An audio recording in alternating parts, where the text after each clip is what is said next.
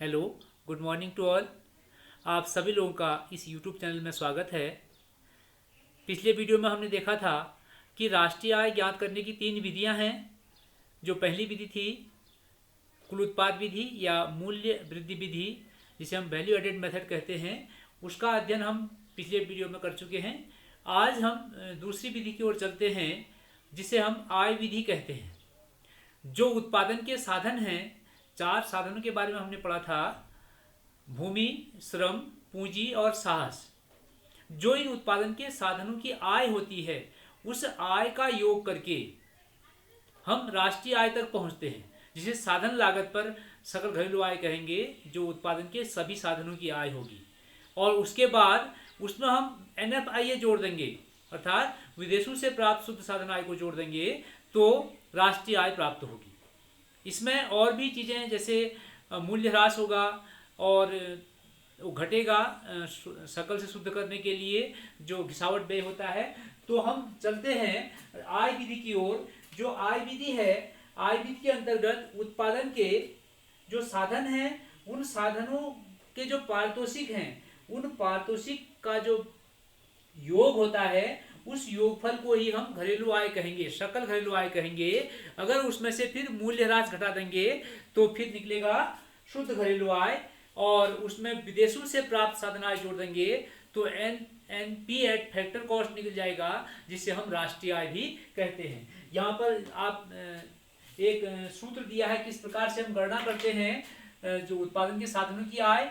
राष्ट्रीय आय जो है वह है, उसके जो घटक हैं, पहला है कर्मचारियों का पारिश्रमिक, दूसरा है परिचालन अधिशेष, तीसरा है मिश्रित आय, और चौथा है सार्वजनिक क्षेत्र का अवशेष, और पांचवा है NFIA अर्थात net factor income from abroad. ये राष्ट्रीय आय ज्ञात करने के लिए ये चीजें हमें जोड़नी होती है। अब जो हमारे जो अलग यहाँ टॉपिक शब्द यूज हुए हैं, जैसे परिचालन अधिशेष यूज हुआ है, उसके अंतर्गत लगान, ब्याज और लाभ आता है। परिचालन अधिशेष के अंतर्गत लगान, ब्याज और लाभ होगा। लाभ के फिर से भाग हैं लाभांश, अवितरित लाभ और निगम लाभ कर। अब लाभांश क्या है? लाभांश वह है जो किसी कंपनी के शेयर होल्डर्स को लाभ का, जो उनके शेयर के हिसाब से, जो शेयर के आधार पर जो लाभ का हम उनका वितरण करते हैं, उसको हम लाभांश कहेंगे।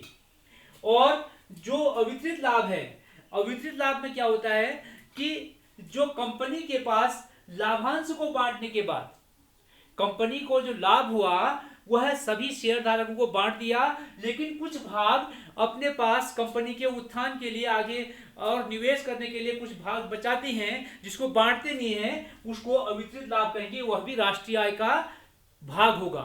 और उसके साथ निगम लाभ कर, जो निगमों के लाभ पर सरकार टैक्स लेती है, वह डायरेक्ट टैक्स होता है, वह भी राष्ट्रीय आय का भाग होगा। तो लाभ के अंतर्गत 3 पार्ट हो गए: लाभांश, अवितरित लाभ और निगम लाभ कर। परिचालन अधिशेष, इसमें लगान, ब्याज और लाभ था। लाभ के फिर 3 पार्ट हुए हैं। जब हम कभी इसके जो प्रश्न हल करते हैं तो कभी कभी क्या करते हैं, लाभ भी दे देंगे और एक आध पार्ट यहां भी दे देंगे। तो अगर लाभ दे दिया है तो फिर इन पार्ट्स को छोड़ देना है हमने। इसी प्रकार से परिचालन अधिशेष का मान दे दिया है तो ये सब छोड़ देना, जो भी चीज आ रही है इनको सबको हमने छोड़ देना है, हमने केवल इसको लेना है, क्योंकि इसी के पार्ट हैं वो। अब हम अगला देखते हैं कर्मचारियों का पारिश्रमिक। जो हम उत्पादन का एक साधन था मजदूरी, श्रम के बदले वेतन या मजदूरी हम प्राप्त करते हैं, तो वो भी राष्ट्रीय आय का भाग होता है। अगला टर्म है मिश्रित आय। मिश्रित या मिक्स्ड जो इनकम है वह क्या, देखिए जैसे कुछ लोग तो कहीं काम कर रहे हैं, वहां वेतन प्राप्त कर रहे हैं, मजदूरी प्राप्त कर रहे हैं, लेकिन कुछ लोग अपना रोजगार स्वयं किए हुए हैं, जैसे दुकानदार, छोटे मोटे दुकानदार हैं, छोटे कोई फैक्ट्री खोली किसी ने, वो जो अपने स्वनियोजित वाले हैं, कुटीर उद्योग धंधे हैं, या अपने घर में उत्पादन सब्जी बेच रहे हैं, ये आपके अनियोजित, स्वनियोजित और अनियमित उद्यम। जो अनियमित है जिनको, या ऐसे लोग हैं जिनको हमेशा एक जो परमानेंट जॉब पे नहीं है, कभी उनको काम मिलता है कभी नहीं मिलता है, उन उद्यमियों की आय या उन श्रमिकों की आय, और जो स्वनियोजित उद्यम है उनकी आय जो है उसको हम मिश्रित आय कहेंगे, मिक्स्ड इनकम। अगला है सार्वजनिक क्षेत्र का अवशेष। हम जानते हैं कि कुछ उद्यमों के जो स्वामित्व है वो सरकार के पास भी है। जैसे हम ओएनजीसी की बात करते हैं और गेल की बात करते हैं और बीएचईएल की बात करें, इस प्रकार से या रेलवे की बात करते हैं। तो ये जो सार्वजनिक जो उपक्रम है उनका जो स्वामित्व है सरकार के पास है। जो उनकी आय होगी वह भी राष्ट्रीय आय का पार्ट होगी। और एनएफआईए अगला टर्म है, इसमें विदेशों से प्राप्त शुद्ध साधन आय। अर्थात यहाँ हमारे कल भी हमने चर्चा इसमें की थी कि विदेशों से हमारे देश में कितना साधन आय आई और हमारे देश से विदेशी लोग कितना साधन आय ले गए, उसका जो अंतर होगा, हमारे यहाँ कितना आया है कितना गया है, जो आया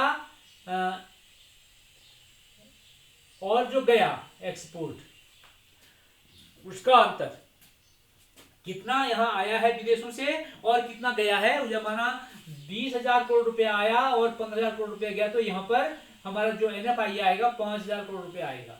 अगर यहाँ आने वाला कम है, 12,000 करोड़ रुपया है, तो माइनस में हो जाएगा 3,000 करोड़ रुपया। यह भी ध्यान देना है कि आने और जाने का क्या अंतर है। तो इस प्रकार से हम राष्ट्रीय आय की गणना करेंगे आय विधि से। अब आय विधि से राष्ट्रीय आय की गणना करने के लिए हमें कुछ चीजें और ध्यान देनी होती हैं कि कौन सी मदें इसमें जोड़नी है और कौन सी मदें नहीं जोड़नी है। जैसे कल भी हमने देखा था, जो सावधानियां थी मूल्य वृद्धि विधि में भी हमने देखा था कि कहीं डबल काउंटिंग न हो जाए, उसके लिए हमारे पास ऑप्शन थे। और कौन सी मदें जोड़नी थी कौन सी नहीं जोड़नी थी, इसका भी हमारे पास ऑप्शन थे। इसी प्रकार से यहाँ भी है कि हम कौन सी चीजों को राष्ट्रीय आय में जोड़ेंगे और कौन सी चीजों को राष्ट्रीय आय में नहीं जोड़ेंगे। जैसे कल भी हमने पढ़ा था, नंबर 1 है पुरानी वस्तुओं की बिक्री से आय।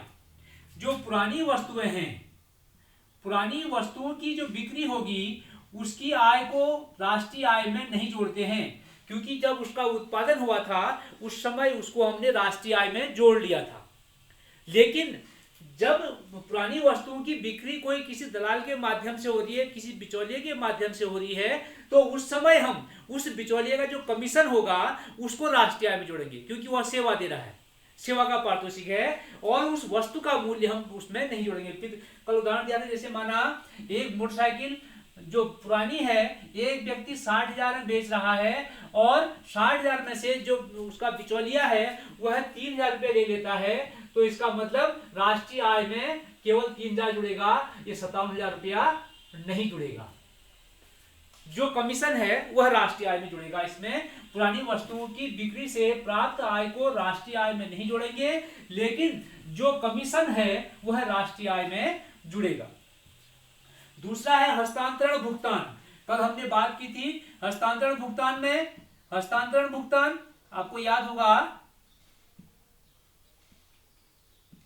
अर्थात ऐसा भुगतान जो किसी सेवा के बदले सरकार द्वारा दिया जाता है सामाजिक सुरक्षा के रूप में। जैसे हम कहते हैं इसमें वृद्धावस्था पेंशन। हाँ, और एक बात ध्यान देंगे, पेंशन शब्द से ध्यान देंगे, जो पेंशन किसी कर्मचारी को उसके रिटायरमेंट के बाद मिल रही है वह हस्तांतरण भुगतान नहीं है। वह उसका अपने पूरे जीवन काल में कार्य किए हुए कार्य का पारितोषिक सरकार को दे रही है, वह हस्तांतरण भुगतान नहीं है। लेकिन जो वृद्धावस्था पेंशन है, जो छात्रवृत्ति है और जो बेरोजगारी भत्ता सरकार दे रही है, वह बिना किसी काम के सरकार द्वारा भुगतान किया जा रहा है, इसलिए वह हस्तांतरण भुगतान राष्ट्रीय आय में शामिल नहीं होगा, क्योंकि वह साधन आय नहीं है, इसलिए राष्ट्रीय आय में साधन शामिल नहीं होगा। अगला है शेयर बॉन्ड की बिक्री।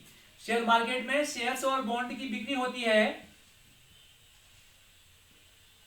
शेयर्स और बॉन्ड की बिक्री से जो आय होगी उसको हम राष्ट्रीय आय में शामिल नहीं करेंगे, क्योंकि इनका वस्तुओं और सेवाओं के प्रवाह से कोई संबंध नहीं है।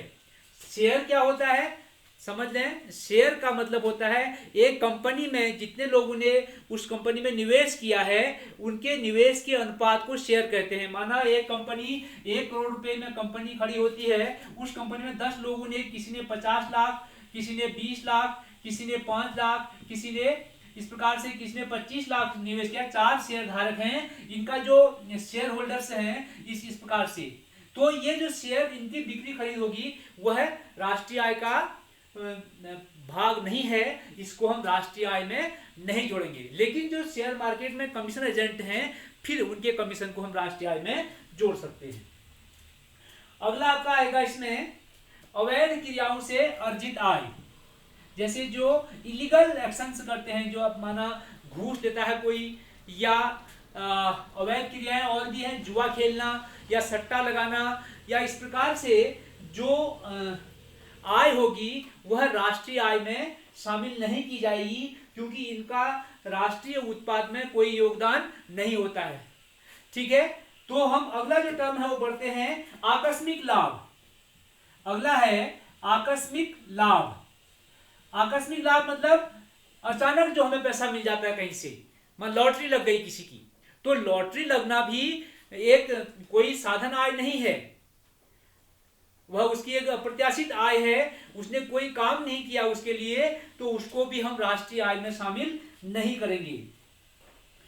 इसी प्रकार से कल हम पढ़ रहे थे, और एक अपने मकान में जो रहते हैं उनके मकान का जो अनुमानित किराया है, वह जो अनुमानित या आरोपित किराया है, अनुमानित किराया जो होता है वह राष्ट्रीय आय का पार्ट होगा। अनुमानित किराया राष्ट्रीय आय का पार्ट होगा, कल भी हमने बात किया था इसमें, क्योंकि जो व्यक्ति अपने घर में किराए में रह रहा है, हो सकता है वो अगर किराए में नहीं रह रहा होता तो किराया दे रहा होता, तो वह लगान के रूप में, किराए के रेंट के रूप में राष्ट्रीय आय का पार्ट होगा। अगला है अप्रत्यक्ष कर। अप्रत्यक्ष कर जो ऐसे कर हैं जो किसी वस्तु की कीमत को राष्ट्रीय आय में किसी वस्तु की कीमत को बढ़ाते हैं। अप्रत्यक्ष कर हम उसमें पढ़ते हैं जब हम मार्केट प्राइस और फैक्टर कॉस्ट के बीच में अंतर करते हैं, तो हम अप्रत्यक्ष कर पढ़ते हैं वहां पर इनडायरेक्ट टैक्सेस। इनडायरेक्ट टैक्सेस क्या है, वह केवल वस्तुओं के मूल्य को बढ़ाते हैं। हम बात यहाँ कर रहे हैं फैक्टर कॉस्ट की बात कर रहे हैं। फैक्टर कॉस्ट में अप्रत्यक्ष कर घटाते, जब हमारे पास मार्केट प्राइस कल निकली थी, मार्केट प्राइस निकली थी हमारे पास कल आय विधि से, उत्पाद विधि से या मूल्य वृद्धि विधि से, हमारे पास जीडीपी एमपी निकला था। जीडीपी एमपी में से हमने ये अप्रत्यक्ष कर घटाए थे, उसके बाद हम जाकर के जीडीपी एफसी निकला था। तो एफसी इस प्रकार से फैक्टर कॉस्ट को बढ़ा करके मार्केट प्राइस बनती है, इसलिए अप्रत्यक्ष कर भी राष्ट्रीय आय, बताइए, राष्ट्रीय आय में शामिल नहीं होगा, यह कोई साधन आय नहीं होती है। अगला है निगम कर तथा आय कर।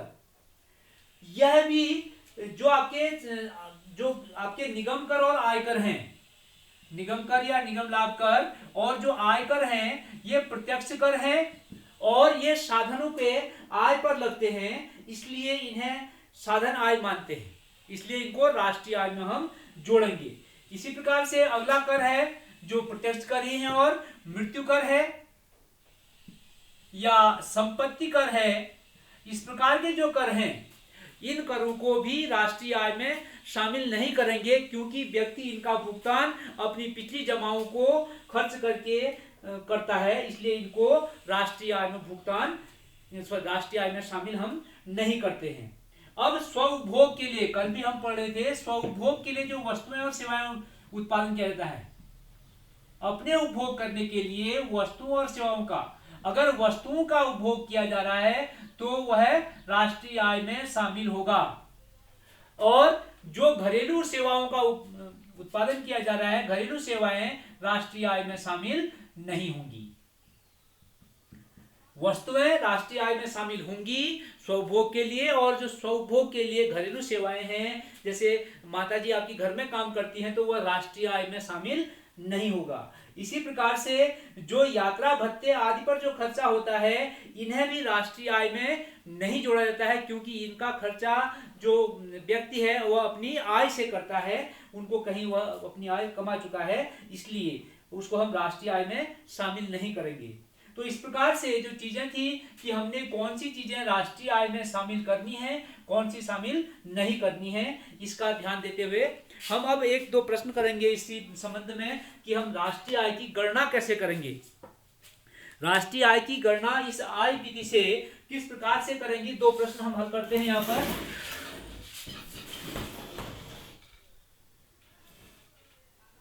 ये दो प्रश्न हैं, इनको देख लेंगे। पहला प्रश्न है कि शुद्ध घरेलू उत्पाद एवं सकल घरेलू उत्पाद या आय और राष्ट्रीय आय की गणना करें। आपको दिया है अप्रत्यक्ष कर 9000 और आर्थिक सहायता 1800, मूल्यह्रास 1700 और मिश्रित आय 28000, प्रचालन अधिशेष 10,000, NFIA 3,000 और कर्मचारियों का पारिश्रमिक 24,000। अब इनसे हमने राष्ट्रीय आय की गणना करनी है। तो राष्ट्रीय आय की गणना करने के लिए हमें कौन कौन सी चीजें जोड़नी है। सबसे पहले इसमें देखिए, जो कर्मचारियों का पारिश्रमिक है यह जुड़ेगा, कर्मचारियों का पारिश्रमिक जुड़ेगा। किसके निकालने के लिए? शुद्ध घरेलू आय निकालने के लिए। शुद्ध घरेलू आय अर्थात NDP, net domestic production at, कौन सा होगा? Factor cost per. Net domestic production at factor cost निकलेगा, जिसमें हम कर्मचारियों का पारिश्रमिक जोड़ेंगे, जिसमें वेतन और मजदूरी भत्ते हैं। दूसरा इसमें जुड़ेगा मिश्रित आय। मिश्रित आय में जो आपके देखे थे पिछले उसमें स्लाइड में कि मिश्रित आय कौन सी आय थी? जो स्व नियोजित या अनियोजित वर्कर्स हैं उनकी आय होती है। और उसके साथ एक और शब्द था इसमें, प्रचालन अधिशेष। प्रचालन अधिशेष का मतलब लाभ, लगान और ब्याज, ये सब इन तीनों को जोड़ेंगे तो हमारा निकलेगा NDPFC। शुद्ध घरेलू उत्पाद बाजार कीमत, सॉरी साधन लागत पर, साधन लागत पर सकल घरेलू उत्पाद, ये निकल गया हमारा NDPFC। अब हमें निकालना है शुद्ध। शुद्ध में से इसमें से अगर हम मूल्यह्रास घटा देंगे तो हमारा निकल जाएगा शुद्ध। मूल्यह्रास कहीं होगा, ये मूल्यह्रास घटाएंगे तो शुद्ध घरेलू उत्पाद फैक्टर कॉस्ट निकल जाएगा। इसके साथ अब हमें निकालना है अगला राष्ट्रीय आय। राष्ट्रीय आय निकालने के लिए हम इसमें राष्ट्रीय आय NNP फैक्टर कॉस्ट है, NNP फैक्टर कॉस्ट निकालना है हमारा। NDP फैक्टर कॉस्ट निकला हुआ है। NDP फैक्टर कॉस्ट में अगर हम विदेशों से प्राप्त शुद्ध साधन आय NFIA, ये NFIA को जोड़ देंगे तो NDP फैक्टर कॉस्ट निकल जाएगी। क्योंकि हमने देखा था इस D डोमेस्टिक और इस N नेशनल का जो अंतर होता है वह क्या होता है? वह आपका NFIA होता है। 300 प्लस का है तो जुड़ जाएगा। जो NDPFC आएगा उसमें 300 जोड़ देंगे NFIA का तो हमारा NNP फैक्टर कॉस्ट निकल जाएगा। अब हमसे पूछा है बाजार कीमत पर राष्ट्रीय आय, अर्थात NNP एट मार्केट प्राइस। तो फैक्टर कॉस्ट में हम टैक्स जोड़ेंगे और जो सब्सिडी घटाएंगे तो MP निकलेगा। NNP जो मार्केट प्राइस निकालने के लिए जो आपके शुद्ध जो अप्रत्यक्ष कर हैं, वहां एक शब्द लिखा था हमने शुद्ध अप्रत्यक्ष कर, तो डायरेक्ट हो जाता है यहाँ पर फैक्टर कॉस्ट में जुड़ जाते टैक्स तो मार्केट प्राइस जाती। जो लागत थी एक उत्पादक की उत्पादन में, उस लागत में अगर हम टैक्स जोड़ देते तो बाजार कीमत होती। लेकिन एक और चीज यहाँ होता है सब्सिडी। कुछ आवश्यक वस्तुओं पर जब सरकार कुछ मूल्य उनका खुद भुगतान करती है तो उसको हम सब्सिडी कहते हैं या आर्थिक सहायकी। आर्थिक सहायता शब्द कहीं लिखा, ये लिखा है आर्थिक सहायता। ये वाला इस टैक्स में से घट जाएगा क्योंकि टैक्स इतना मूल्य बढ़ाया टैक्स ने। माना कोई चीज किसी का मूल्य था 20,000 रुपया, उसमें टैक्स लगा 5,000 रुपया, 25 हो गया, लेकिन 2,000 की सरकार सब्सिडी दे रही है तो फिर 23,000 उसका बाजार कीमत होगा। तो इस प्रकार से, इसलिए हम FC में से MP निकालने के लिए क्या करेंगे, जो कर है कर में से सब्सिडी घटा के इसमें हम जोड़ देंगे तो आपके चारों पार्ट इसमें निकल गए। अब जो दूसरा प्रश्न है नीचे, प्रश्न नंबर 2, वो देखिए, प्रश्नों का स्क्रीनशॉट ले लीजिए आप ताकि आप बाद में कर सकें इनको।